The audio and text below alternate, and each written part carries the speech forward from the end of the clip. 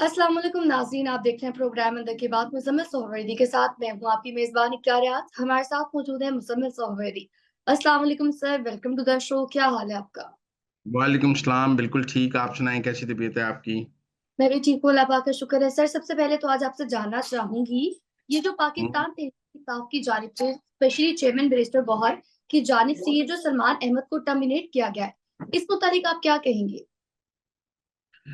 देखिए, सलमान अहमद की टर्मिनेशन का मतलब है सलमान अहमद इमरान खान के रिश्तेदार हैं, अलीमा खान के रिश्तेदार हैं, उनके कज़न हैं और जी, इमरान खान के काफ़ी करीब समझे जाते थे। लेकिन उन्होंने मुसलसल बुशरा बीबी को करप्ट भी कहा, उन्होंने बुशरा बीबी को फ़ौज का एजेंट भी कहा, उन्होंने बुशरा बीबी को कॉम्प्रोमाइज़ भी कहा। उन्होंने कहा कि एस्टेब्लिशमेंट ने बुशरा बीबी को लॉन्च किया है। और वो बुशरा बीबी के खिलाफ ट्विटर स्पेसेस में भी बोल रहे थे, ट्वीट भी किए उन्होंने बुशरा बीबी के खिलाफ। और एक अमूमी राय यही थी कि सलमान अहमद बुशरा बीबी के खिलाफ जो बोल रहे हैं, उसमें उनको अलीमा खान की हिमायत हासिल है और वो अलीमा खान के इशारे पर बुशरा बीबी के खिलाफ बोल रहे हैं। और ये खानदानी मसला है, ये कोई सियासी मसला तो है नहीं, क्योंकि ना सलमान अहमद का कोई पॉलिटिकल कैरियर है, ना बुशरा बीबी का कोई पॉलिटिकल कैरियर है, ना अलीमा। ये सब अहम है क्योंकि ये इमरान खान के रिश्तेदार हैं। इनकी पार्टी में अहमियत भी यही है कि ये इमरान खान के रिश्तेदार हैं, वैसे तो कहते हैं मरोसियत नहीं है, लेकिन इमरान खान के रिश्तेदारों को अहमियत हासिल है। तो सलमान अहमद की जो इमरान खान से कुर्बत है या अलीमा खान से कुर्बत है, वो किसी से ढकी-छुपी नहीं है। और ये भी जी, कोई सबको पता है कि सलमान अहमद अलीमा खान ग्रुप में है, वो बुशरा बीबी ग्रुप नहीं है। तो अब जब उन्होंने बुशरा बीबी के खिलाफ फ्रंट खोला बिलखसूस ये फाइनल कॉल के बाद और फाइनल कॉल से पहले जब बुशरा बीबी की लाइव कवरेज हुई, तो उन्होंने कहा जी कि एस्टेब्लिशमेंट बुशरा बीबी को लीडर बना रही है और उनकी लाइव कवरेज उनको टीवी पे चला रही है, ताकि वो इमरान खान की जगह ले सकें और माइनस इमरान खान के प्रोजेक्ट में बुशरा बीबी फ़ौज के साथ है। और उसके अलावा उन्होंने बुशरा बीबी को करप्ट भी कहा, कॉम्प्रोमाइज़ भी कहा, एजेंट भी कहा। तो बुशरा बीबी ने उनकी शिकायत इमरान खान को लगाई और जी। इमरान खान ने उनको कहा कि आप बुशरा बीबी से माफ़ी माँगे, ट्विटर पे उन्होंने नहीं माँगी, तो आज इमरान खान ने उन्हें पार्टी से निकाल दिया है। इसका मतलब है अलीमा खान सलमान अहमद को बचाने में नाकाम रही हैं और बुशरा बीबी ने सलमान अहमद को निकलवा दिया है। ये अलीमा खान की शिकस्त है और बुशरा बीबी की जीत है। इमरान खान का माज़ी का ट्रैक रिकॉर्ड भी ऐसे ही है कि वो अपनी बहनों के मुकाबले में जो उस वक़्त उनकी बेगम हो उसकी साथ देते हैं जब तक कि तलाक ना दे। तो बहरहाल बुशरा बीबी के अब आज के इस फैसले के बाद बुशरा बीबी की तहरीक इंसाफ में मुकम्मल धाक बैठ गई। अब सबको पता है कि जो भी बुशरा बीबी के खिलाफ बात करेगा, इमरान खान उसकी छुट्टी करा देगा।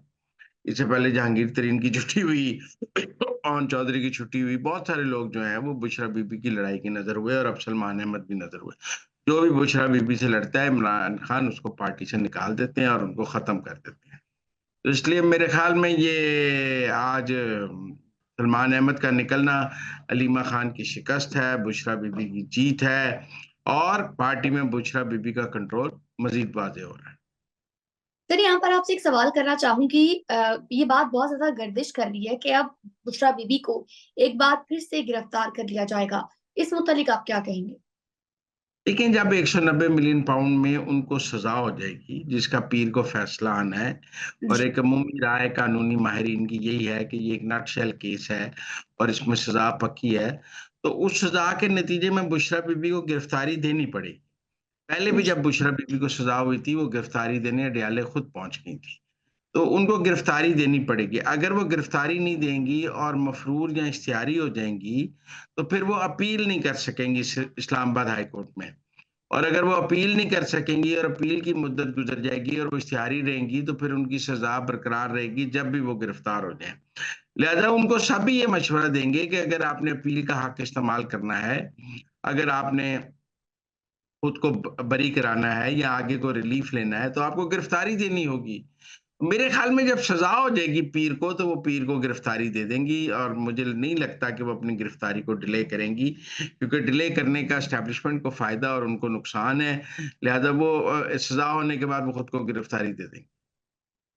सर, आगे बढ़ेंगे और अब बात करेंगे जो अमेरिका की जानिब से पाकिस्तानी 4 कंपनियों पर पाबंदी लगाई गई है। इसको आप कैसे देखते हैं? क्योंकि इस पर हमने देखा कि आज दफ्तर ख़ारजा की जानिब से भी एक बयान सामने आया है। इस मुतालिक आप क्या कहेंगे? अच्छा, पाकिस्तान ने रद्द-ए-अमल दिया है, इसहाक डार साहब ने भी बयान दिया है, बाकी वुज़रा ने भी उस पर बात की है। तो ये सब ने उसकी मज़म्मत की है और अमेरिका के इस इक़दाम को गलत करार दिया है। मेरे लिए ज़्यादा तकलीफ़ से बात ये थी कि जो पीटीआई ओवरसीज़ है, जो इमरान खान के हामी हैं, वो इस पाबंदी लगने पे बड़े खुश थे, शादियाँ नहीं बजा रहे थे।